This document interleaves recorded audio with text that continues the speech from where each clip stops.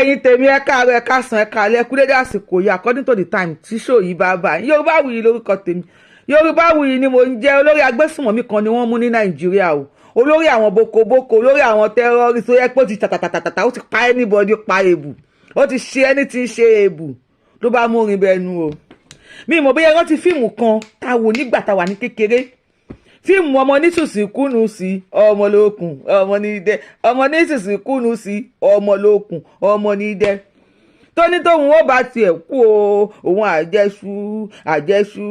àjẹsù kóhun tó mọ̀ ọ́ lọ bóun ó tiẹ̀ kú o òun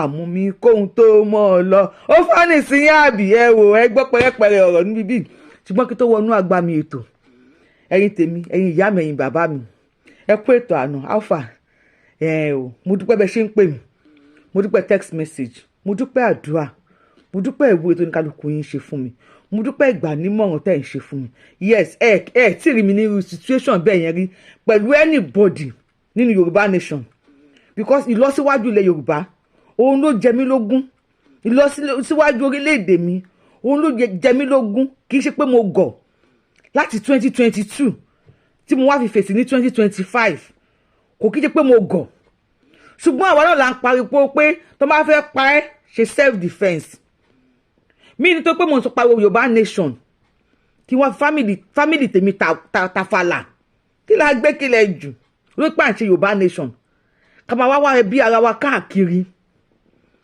and this girl ó ti sọ̀rọ̀ kan tẹ́lẹ̀tẹ́lẹ̀ wípé àwọn Yorùbá nation wọ́n á bẹ̀rẹ̀ sí ni máa mísì lẹ́yọ kọ̀ọ̀kan kọ́lẹ́ máa yẹ ká mísì olóòtú tásìkò nísìn so tí èèyàn bẹ́ẹ̀ bá wá fárí mi ìlú mi káàkiri tí n bá wá sọ̀rọ̀ àwọn ayé padà bí mi lọ́jọ́ wájú pé kí ló dé tí wọ́n náà speak out self defence ni mo ṣe mo dúpẹ́ lọ́wọ́ gbogbo yín ẹ ṣe gan ni ṣé ọmọ tẹ́wọ̀n lẹ́gbẹ̀ẹ́ mi ohun gan ni eku ẹ̀dá dáìsí tó ń dá gbogbo Yorùbá nation rú tó fẹ́ Yorùbá nation gbùdùgbùdù ẹ lè má mọ̀ tó pé kò gbójú síta ṣùgbọ́n ọmọ tẹ́ ń wò mí lẹ́gbẹ̀ẹ́ mi ẹwà àánú ni wọ́n ń porúkọ ẹ̀ òun ló máa ń gbọ́ tẹnu eku lọ́rùn fẹ́ yẹ òun ló máa ń káàkiri tó máa pa àwọn spíkà káàkiri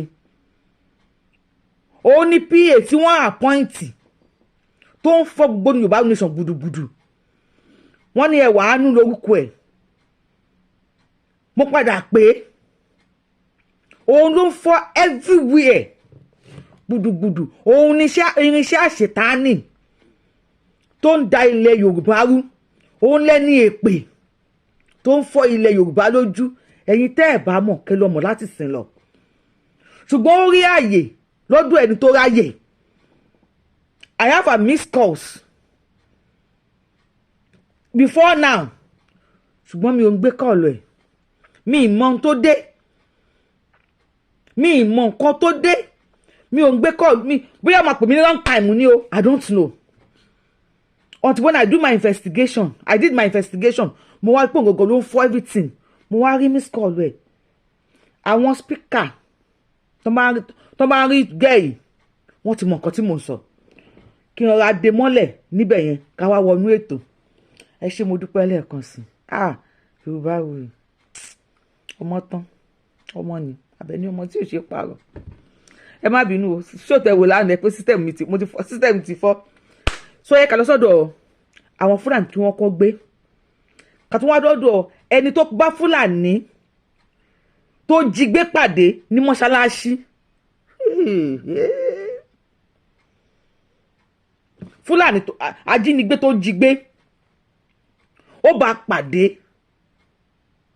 ní mọ́ṣáláṣí kódà òun ló líìdì irun òun ló ṣe chief imam ní mọ́ṣáláṣí wọn ò ní jí èmi àti yín gbé o ṣùgbọ́n báwo ló ṣe máa rí lára ẹni tí wọ́n jí gbé tí ó lò 7 months ní àkàtà ajínigbé tá a wo fídíò bí wọ́n ṣe ń nà wọ́n nípa tiẹ̀ tí wọ́n nà wọ́n nàkúnà kó wá di pé after 7 months tó lò lọ lápàtà àwọn ajínigbé kó máa wá lọ sí mọ́ṣáláṣí ńjọ́ kan kó wá rí pé ẹni yẹn gangan ló jẹ́ chief imam mọ́ṣáláṣí yẹn àbí chief imam náà máa pè wọ́n àtọ́ máa kírun fún yàn ó ní imam tó kírun fún wọn ní mọ́ṣáláṣí ẹ wo ẹ ká kọ́kọ́ lọ síbi bí. Oh yeah, come on your hand. Me do like that. Correct. Mo down okay like that. Mo down okay like that. I beg a video. Correct. Àwọn hunter ni Fulani hunters. Me don ni.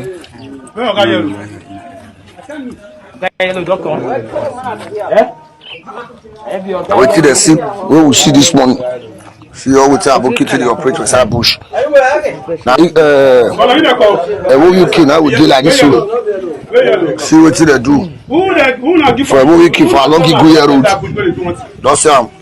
Which community una tell before na inside Abdul go? They dey for Irwe. Come on, take corner. Yeah, na Irwe. Yeah, no be Irwe now. Na road na dey. Corner Irwe corner. Irwe corner. Why na lamba yellow? Wai wani ne ya buje kawai? Corner yellow, corner yellow. Ẹ jọ̀ọ́ bí wọ́n ṣe mú wọn yìí. Ǹjẹ́ ẹ rí bí ẹni pé wọ́n regret nǹkan tí wọ́n ṣe? Ṣé wọ́n feel remorseful? Wọ́n tún ní ID card. Fulani S-men tí ní ID card. Tí wọ́n ń gbé sọ́rùn káàkiri. Ẹ wo ohun tí wọ́n bá lọ́wọ́ wọn, ẹ bọ́n jẹ́ kó bọ̀ kalẹ̀. Ẹ wo oògùn, ẹ wo gbóngbó, ẹ wo kun mọ̀. Tí wọ́n kó kalẹ̀ tí wọ́n fi ń ṣe ọṣẹ fáwọn èèyàn. Ẹni máa ti wá fi kóńdó yìí tó ti fi lù yẹ́ ẹ̀ pa.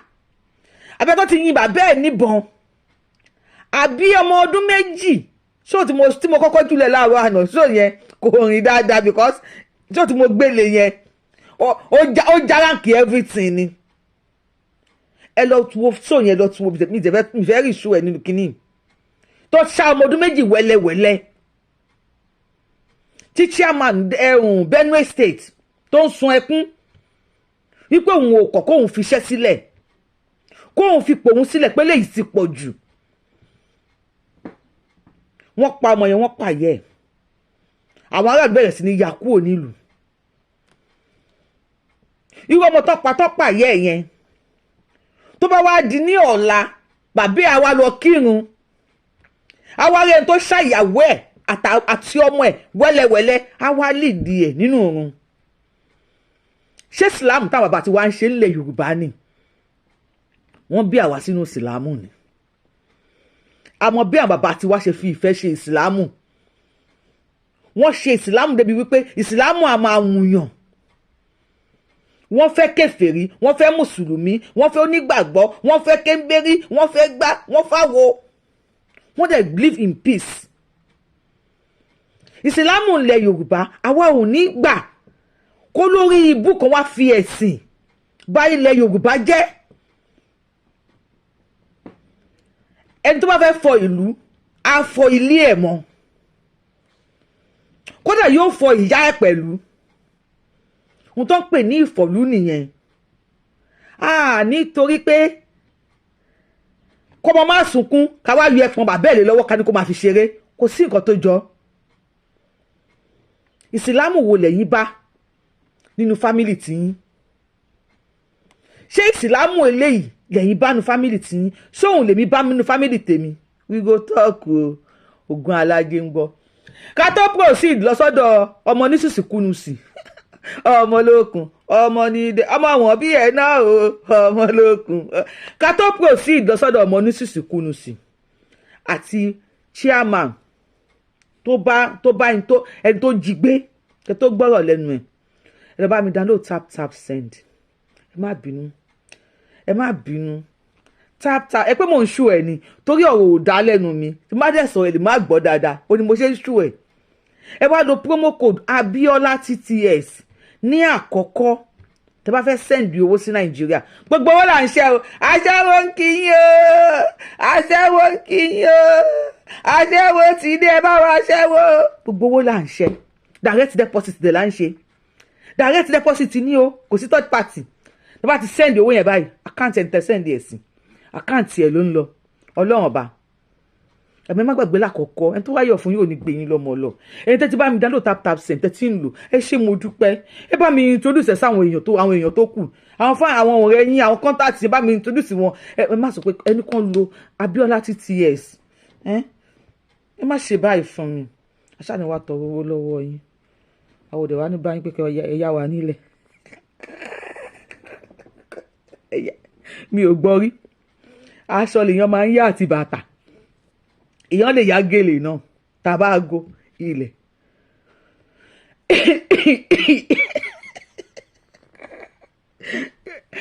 ẹ jẹ́ kí n máa ṣe ṣòó lọ ẹ̀rín pa mi ẹ̀rín tí wọ́n máa ṣe ṣòó lọ. Now before you pa yín kó tó pa òun ó ní please let me call my mother and beg her to forgive me. Capture terrorist leader BEGS. June 1, 2025 yẹn ló sọ fún yín pé àná òde ìní ló ṣẹlẹ̀ àwa máa ń káàkiri ni tójú bọ́lé ẹran núrù láti mú news tó bá ń lọ wá fún yín. Àná ló ṣẹlẹ̀ àná June 1st èní ní June 2nd 2025 torí tí yín ni kí everybody àwọn kì í ṣe one way traffic kí everybody lè mọ bó ṣe ń lọ àmọ́ máa mú wá fún yín ó nìyẹn. Kí lẹ rí sí kí lẹ rò pé ó wà láàrin òun àti ìyá ẹ̀ tó ṣe pé kán jọ kán tó pa òun kó jẹ́ kó nǹkan kan báyà òun sọ̀rọ̀ lórí fóònù. Àwọn ìtàn wo lẹ ti gbọ́ tẹ ti rí tó ti rí bẹ́ẹ̀ rí wípé wọ́n mú ọ̀daràn ìgbà kan wọ́n lẹ́nìkan pé ó gé I don't know mi mọ sóyìn yẹn dáadáa mi ìrántí mọ́ ó gé yẹ ẹ̀jẹ̀ létí èyí tẹ bá mi bá wa kọ sí comment section ẹ bá wa share fídíò yìí. Ọmọ èmi àti yín ò ní dọmọ ìbànújẹ́ ní bí ọmọ onúsìsìkúnu sí lọ́mọ ọmọ èmi àti yín ò ní di ọmọ àrísunkún wọn ò ní joyè adọ́hùn mọ́tọ́ wọn ò ní dọmọ tó máa fi bú wa ọmọ ò ní dọ̀tá wa àní dọ̀tá àwọn ọmọ wa. Ìbẹ̀rẹ̀ nísìn ó ní kó jẹ́ kóun rí ìyá òun kóun bẹ̀ kí wọ́n tó pa òun. Ṣé kí n lẹ́yìn ṣe wípé ìyá ẹ̀ ní nǹkan tó máa fi disappear lọ́wọ́ àbí n tẹ́ bá rí sí ẹ bá mi kọ sí comment section. Now ibi àgbà ojú àgbà mi ládé ẹ jẹ́ ká lọ sọ́dọ̀ nítorí ẹni tó jí gbé tó lìdí irun fún wọn. Let's go. According to Bala Muhammad, it was a divine meeting at the Bakirwa area in Kaduna metropolis. Actually, I meet one Habakar who happened to be one of our guards when we were in captivity at Shemaki station by Bakirwa. So actually, after we finished the prayer, imagine I just turned like that. I just see somebody like familiar the face that I know. He just looked at me, and then later we just shake hands. So after shaking the hand, he just vibrates. Something like he just panic. He's panicking himself. I see, just relax. Trembling with fear, Abu Bakr narrated to Muhammad how he managed to leave banditry. He even told me that you know that Kanusar government has offered to them, most of them that want to repent, and then he's one of them. So actually, we just found a place. We sat down together, and then we discussed a lot of. Even asking some of his colleagues, or some of his masters, especially like Babadamu. He told me that Babadamu was killed by Nigerian army, but I'm happy for that because the guy is a notorious bandit. In a conversation that lasted for over an hour, Muhammad managed to entertain his accidental guest, his former tour. And the letter, I just gave me a little amount, and then went to nearest filling station nearby. I follow his motorcycle, and then I allow him to. He's doing Okada, and then even the state that I met him is very, very full. Because even his shoe, even his case myself is very, very, very, very pathetic. Though he forgave his abductors, Muhammad said he will not forgive the federal government as they didn't receive any support from the government 3 years after. Not even him. All of them, I forgive them. I stand that I forgive them because I'm a Muslim. Even the first day that the train was attacked, 3 people was next me, and then I was not killed. I'm alive, and then I turned to Almighty Allah. Yeah, I won't forgive them. 3 people not This is my stand. because I left my wife with 4 month pregnancies, and a lot of people gather money, and then nobody give her a single kobo. You understand? And then she even born by CS, and then no single kobo come from government. Mukhtar Bala Muhammad spent 197 days, which is 7 months, in captivity. 7 months. He said many of them had to be visiting neuropsychiatric hospital for months seeking treatment without the support of government. According to him, he is still battling with post-traumatic disorder as a result of the incident. Bella Musa, Trust TV. Another batch of repentant combatants passed through the touch of self-conviction with a promise not to participate in any activity that is counter to the unity of the country. Reflect back, I see that what I'm doing is not good. That is why I felt to just repent to the Almighty God and leave what I'm doing. It's better for me to stay in peace with everybody. These are the 390 individuals who have entered the walls of Operation Safe Corridor through Nigeria's non-kinetic approach, which started in 2015 and is operation stretching beyond the northeast. Go through a well-structured de-radicalization, rehabilitation, and reintegration program. The process saw through the transformation of these individuals that are ready to partake in nation building.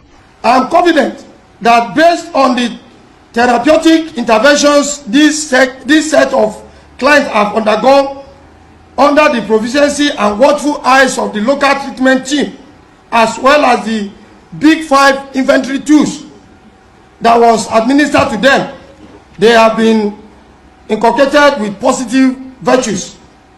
However, the stories of the resurgence of activities of these groups are begging for answers if the program is relevant in tackling insurgency. We need to redouble our efforts. If you go to sleep, even if your enemy doesn't want to attack you, he will attack you. And so the military is doing very well. The various agencies are doing very well. The state governments are collaborating with everybody. But we need to double our efforts. Prayer that as we reintegrate them into their respective societies, they will use whatever they have gained here for the benefit, or for their own benefit and also for the benefit of their community. Meanwhile, more federal government agencies such as the National Emergency Agency have joined in the fight through the non-kinetic approach. At the point of their reintegration into the society, so the National Emergency Management Agency kí banditry kó rampart ní ilẹ̀ Yorùbá bó ṣe rí ní Haúsá bó ṣe fi ẹ̀sìn tàn wọ́n. We have good Muslims in Yorùbá land. Ọmọ àfáà lèmi dọ́là not di èní yìí nìkan o di ọ̀la àwọn àfáà gidi èmi àti wọ́n sì ní connection tá a sì jọ ń sọ̀rọ̀ tá a sì jọ ní good rapport. ẹni tó bá máa fọ ìlú mọ́ ó máa rẹ́dí àti fọ ìyá ẹ̀. èmi ò tí mi ò bá bọ́ta nígbà yẹn kó tó di pé àwọn ms bàbá bọ́ta kí n kojú tó ń lọ ni béèyàn ò yìn mí mo yinra mi tẹ́mi ò bá bọ́ta kí n kojú tó ń lọ nígbà yẹn kó tó di pé àwọn ms bàbá gọ́dẹ̀ máa jáde. obìnrin takuntakun ni mí mo kúrò ní tóbìnrin ò bá sílé obìnrin ni mí kóbìnrin wà ń lé gan obìnrin ni mí. tẹ́mi ò bá fèsì ẹ̀ nígbà yẹn ni gbogbo àwọn ọmọ tí wọ́n wá ń padà nísìnyí tí wọ́n reset tọpọlọ wọn reset ọpọlọ wọn lè máa reset gbogbo wọn pátá not gbogbo wọn many of us ni wọ́n ti sọ fún wípé anything tó bá ní kó lọ ṣe o gbọ́dọ̀ ṣe. The same psychology tí àwọn ọmọ tí wọ́n ń lò pẹ̀lú àwọn ọmọ yìí ni de àdó olóró mọ́ra lọ bọ́ǹbù bìkan tó bá ti kú ìjà jihadi ló jà wọ́n á fẹ́ ní 72 virgin ṣé ọ̀run tó ń lọ gbogbo tó fẹ́ lọ ṣe pé o fẹ́ lọ máa báyàn sùn kò sí làákàyè kankan gbogbo tó fẹ́ preach fún ẹ nìyẹn lèmi tó dẹ̀ fẹ́ràn jíjìn kíá ó ti sọ àdó olóró mọ́ra ẹni tó bá máa fọ ìlú mọ́ ó máa fọ ilé ẹ̀. mi ní sọ pé mo jẹ́ mùsùlùmí nígbà yẹn káwa wa dákẹ́ kí la máa dákẹ́ fún àwa ò ní dákẹ́ ilẹ̀ Yorùbá làwa fẹ́ a máa kó gbogbo ẹ̀ pọ̀ ni àwọn olóríire mùsùlùmí táwọn kìrìsìtẹ́nì náà máa gbé wèrèdè a máa fún wọn jẹ tó ń jẹ̀jẹ̀ bá ti pọ́rí ìwọ̀n yí a máa gbé fún. You cannot judge me by religion because mo believe nínú humanity first. Ọkùnrin yìí sìn ó níyàn mẹ́ta ni wọ́n pa lẹ́gbẹ̀ẹ́ hàn ìgbà tó ó fi ìyàwó ẹ̀ lẹ̀ pẹ̀lú oyún oṣù 4 ó máa fi lóṣù 7 ní àkàtà àwọn ajínigbé ìyàwó ti bímọ by CS. Sọ fún mi báwo ni ìyàwó ṣe ní bímọ pẹ̀lú CS kí ló mú ìyàwó ẹ̀ tó bímọ pẹ̀lú CS. Gbogbo obìnrin tó bá lè relate wọ́n máa mọ̀ nǹkan tí mò ń sọ. Kóbìnrin wà nínú oyún kó máa wá ṣù ọkọ ẹ̀ níbi tí wọ́n ti ń dá níkùn mọ̀ tí ó mọ̀ bí yóò máa dé àbí kò ní dé. Kó máa ṣù ọkọ ẹ̀ níbi tí wọ́n ti gbé ìbọn sí lórí tí ó mọ̀ bí yóò máa dé àbí kò ní dé. Ìgbà wo lọ́mọ òní gbòdì nínú ẹ̀. Many of them are still visiting psychiatric hospital. Why tí wọ́n kò tó pé gbàgbà tí kò lọ gba àjínigbé wọ́n gbọ́dọ̀ gbé wọn lọ sí psychiatric hospital ni. Why? Even àwa táwọn ò gbà mí gan mi fẹ́ wo sí fóònù mi. DPO tí wọ́n lẹ̀ lóko ní Kano State wọ́n ṣe ju òkò kíní òkò kejì báyìí mo gbójú mi kúrò ní I don't want to watch it. I don't want to watch it. Even though èjò làwọn náà wọ́n ṣe nínú fún many people are celebrating. Yes. Ohun tí èèyàn bá ṣe ló máa gbà. And after all this wèrè ìjọba will still release them, call them repentant Boko Haram. Wọ́n wá kó aṣọ sí wọn lọ́rùn ẹ̀gẹ́ ẹ̀dùn wọ́n á kó ẹ̀gẹ́ ẹ̀dùn sí wọn lọ́rùn wọ́n wá fún wọn kí lẹ̀ ń wò lọ́wọ́ wọn yẹn kí ni tẹ́ ń wò yẹn kì í ṣe Kùránì lẹ́ ń wò yẹn wọ́n á fún wọn nílé wọ́n á fẹ́ ìyàwó fún wọn wọ́n á ṣe tó dáa fún wọn. Àwa tá a dẹ̀ ń pariwo pé ẹ má pa àwọn èèyàn wa wọ́n là gbọ́dọ̀ wálé. Ìyẹn ò ti sọ fún yín pé àwọn pípù yìí ajá wọn lẹ́ni lẹ́yìn ló ṣe ń pọ̀ bọ̀. Ìyẹn ò sọ fún yín. Yorùbáwùyí lórúkọ mi. Yorùbáwùyí ni mò ń jẹ́. Ń tẹ́ bá rí sí show yẹn lè kọ sí comment section.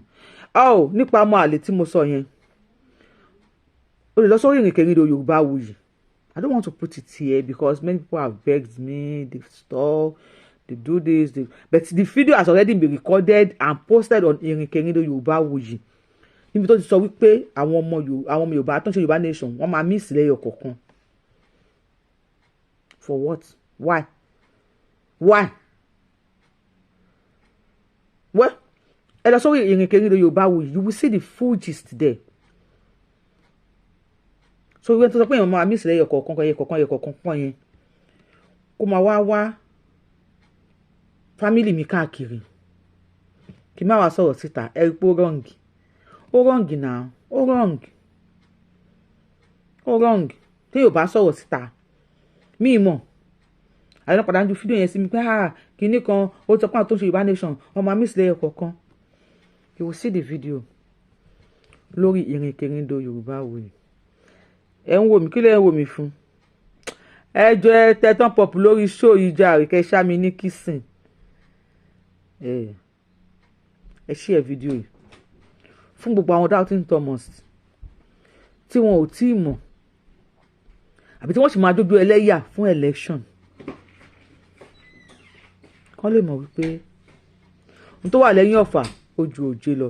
Yorùbáwùyí lórúkọ mi, Yorùbáwùyí lèmi ń jẹ́. If you are coming across this page for the first time, àwọn gara lórí péjì so easy ní káká ló lo ẹni tí ó rò dá lẹ́nu ẹ̀ kí tó máa fi ẹgbẹ́ fọ́ọ̀sì mo fi ń sọ̀rọ̀. So ẹ̀wá ní comment lórí show mi tí n bá enter yín níwájú màá bọ́ tà lẹ́yìn. Yorùbáwùyí lórúkọ mi, Yorùbáwùyí lèmi. I am the one and only Akalelo of Yorùbá land. Adáwọn ilẹ̀ Yorùbá ọmọ ìjọ ọmọ lọ́yọ̀ lẹ́yìn tí ó pè méjì abẹ ní ọmọ òṣèré pààrọ̀ ẹ tó máa pààrọ̀ tí ó máa déwájú federal government ògùn gbọ́ tó máa sáyìn máa déwájú Elédùmarè ó sọ fún mi pé a kú bí 99 times years ire ni wọ́n ṣe wọn ò ní ṣèkà oore ò sì ní dìbí láṣẹ àwọn tó nílẹ̀ Yorùbá láṣẹ àwọn onílẹ̀ láṣẹ gbogbo orúmọlẹ̀ Yorùbá láṣẹ gbogbo òṣàlẹ̀ Yorùbá mi ní fọkọ ṣe mi ní fọmọ ṣe mi ní fàlámọ́rí mi ṣe gbogbo tó bá ní kí n sùn kí n má jì gbogbo tó bá ń dùn mọ́ nínú tó mí àti tí omi ó máa fi rọ ni á fi dín ní gbogbo ẹnikẹ́ni èèyàn kéèyàn ìdá wọn gbéṣẹ́ fún ẹni ìdá wọn ló fẹ́ gbèjà lọ́wọ́ ara ẹni tó bá sùn wà gbàlẹ́ tàbànújẹ́ tó bá jí wà gbàlẹ́ tàbànújẹ́ tó bá rìn tó bá ń lọ tó bá jókòó wà gbàlẹ́ tàbànújẹ́ ló gbogbo nǹkan ẹ tó mí àti tí omi don't come for me be careful orílẹ̀-èdè Yorùbá la fẹ́ ìjọ òmìnira là ń jà tó bá yá àwọn alágbára Nàìjíríà wọ́n pa àwọn kan o wọ́n já àwọn kan gbé o wọ́n jẹ́ kíní kan wẹ́ ǹdá ló máa pèrè ẹ̀ lẹ́rú oníkálukú ló máa ṣòbá grand ibi tó ti wá nínú Yorùbá nation ọmọlúàbí ni mí ọmọlúàbí làwọn tó bí mi not by mouth but by birth by action àwa máa sọ̀rọ̀ máa ṣe yẹ̀yẹ́ ṣé inú yóò kí n dùn lórí show mi máa múnú yín dùn àní gbé iná sọ́kàn sókè ẹ fọkàn balẹ̀ orílẹ̀-èdè Yorùbá máa bọ́ sí ìgbà àsìkò lèmi ò mọ̀ kò sáyà ẹ̀rí ráàdì tá pariwo kọ́ máa ṣe ráàdì ní July nsìn tẹ́ bá ti pariwo báyìí wọ́n á bọ́ ta ni gbogbogbò mi ò jẹ́ kó bọ́ sí mọ́ that's why you see me sometimes I do other videos gbogbo tá a bá gbọ́ mi lẹ́kọ̀ọ́ làwọn máa sọ níta náà ojú èèyàn náà bímọ 6 tán rí 5 mọ́lẹ̀. Oh, see you on my next show. I love you. Ẹ má yẹ kí n go deeper. Ó dàbọ̀.